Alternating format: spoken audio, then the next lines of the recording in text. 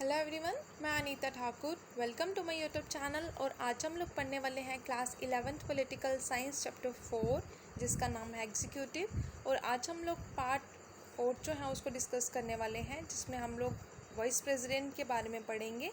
तो vice president of India जो है वो इलेक्टेड होते हैं for the time period of 5 years, मतलब 5 साल के लिए उनको इलेक्ट किया जाता है।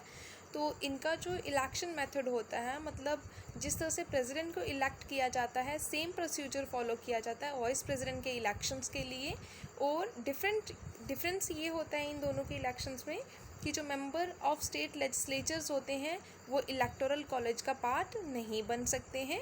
उसके बाद यहाँ पर बताया गया है वाइस प्रेसिडेंट ऑफ इंडिया को भी उनके ऑफिस से रिमूव किया जा सकता है बाय अ रेजोल्यूशन। जो रेजोल्यूशन जो है वो राज्यसभा से पास हो मेजॉरिटी लेके, और लोकसभा की भी एग्री हो, उसमें लोकसभा भी एग्री हो, ठीक है। और उसके बाद ये जो वाइस प्रेसिडेंट होता है उसको ex officio chairman of Rajya Sabha कहा जाता है। कहने का ये मतलब है कि राज्यसभा का जो चेयरपर्सन होता है, मतलब हेड ऑफ द राज्यसभा को वाइस चेयरमैन को, जो वाइस प्रेसिडेंट होते हैं उनको राज्यसभा का हेड भी कहा जाता है। क्लियर है।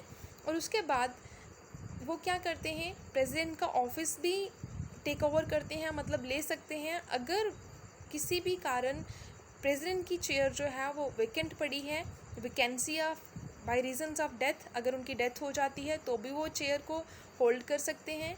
अगर प्रेसिडेंट ने रेजिग्नेशन दे दिया है तो भी वो चेयर को होल्ड कर सकते हैं। अगर उनको रिमूव कर दिया गया तो भी वो होल्ड कर सकते हैं, या फिर कोई कुछ और कारण भी हो सकते हैं, ठीक है। द नेक्स्ट यहाँ पे बताया गया है कि प्रेसिडेंट की पोस्ट पर वो तब तक ही प्रेसिडेंट का रोल परफॉर्म कर सकते हैं जब तक न्यू प्रेसिडेंट जो है वो इलेक्ट ना हो जाए। नेक्स्ट हम लोग पढ़ेंगे प्राइम मिनिस्टर और काउंसिल ऑफ मिनिस्टर्स के बारे में। तो प्राइम मिनिस्टर जो हैं वो बहुत ही इम्पॉर्टेंट रोल परफॉर्म करते हैं गवर्नमेंट में, जो कि एक कंट्री में रन की जाती है, इन द सेंस कि वो सेंट्रल गवर्नमेंट में बहुत ही इंपॉर्टेंट रोल परफॉर्म करते हैं। और वो काउंसिल ऑफ मिनिस्टर्स के हेड होते हैं, और प्रेसिडेंट को वो एड एंड एडवाइस देते हैं with the help of council of ministers, ठीक है। और उसके बाद ये जो पार्लियामेंट्री फॉर्म ऑफ एग्जीक्यूशन होती है, एग्जीक्यूटिव होती है, उसमें उनका एक एसेंशियल रोल होता है, मतलब प्राइम मिनिस्टर का सबसे इम्पोर्टेंट रोल होता है। अगर क्या मतलब उनको अगर मेजॉरिटी मिल जाए लोकसभा से, तो अगर उनको मेजॉरिटी, यही जो मेजॉरिटी है वो प्राइम मिनिस्टर को बहुत ही पावरफुल बनाती है, ठीक है। उसके बाद प्राइम मिनिस्टर ही डिसाइड करते हैं कि कौन सा मिनिस्टर जो है वो काउंसिल ऑफ मिनिस्टर में ऐड होगा, और वही रैंक्स एलोकेट करते हैं, वही रैंक्स प्रोवाइड करते हैं उनको, वही उनको फंक्शंस प्रोवाइड करते हैं कि कौन सा मिनिस्टर जो है वो कौन से डिपार्टमेंट को मतलब होल्ड करेगा। देन उसके बाद यहाँ पर बताया गया है सीनियरिटी के बेसिस पर ये डिपेंड करता है कि कौन सीनियर है और किसकी क्या पॉलिटिकल इम्पोर्टेंस है। मिनिस्टर्स जो हैं उनको रैंक्स दिए जाते हैं, कैबिनेट मिनिस्टर का रैंक दिया जाएगा, जैसे मिनिस्टर ऑफ स्टेट बना दिया जाएगा या डिप्टी मिनिस्टर बना दिया जाएगा। ये सब कौन डिसाइड करते हैं, प्राइम मिनिस्टर ऑफ इंडिया या prime minister of the country.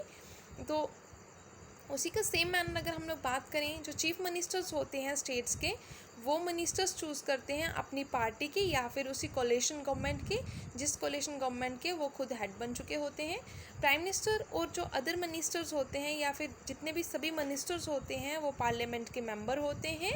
और यहाँ पर बताया गया है कि जो जो मिनिस्टर होता है या प्राइम मिनिस्टर जो होता है, अगर वो एक एमपी नहीं है तो ऐसे पर्सन को अगर इलेक्ट कर दिया जाता है पार्लियामेंट का, मतलब 6 मंथ के अंदर अंदर अगर वो इलेक्ट हो जाते हैं तो वो प्राइम मिनिस्टर बन सकते हैं। आई होप आप लोगों को समझ में आया होगा। Thanks for listening and stay blessed always.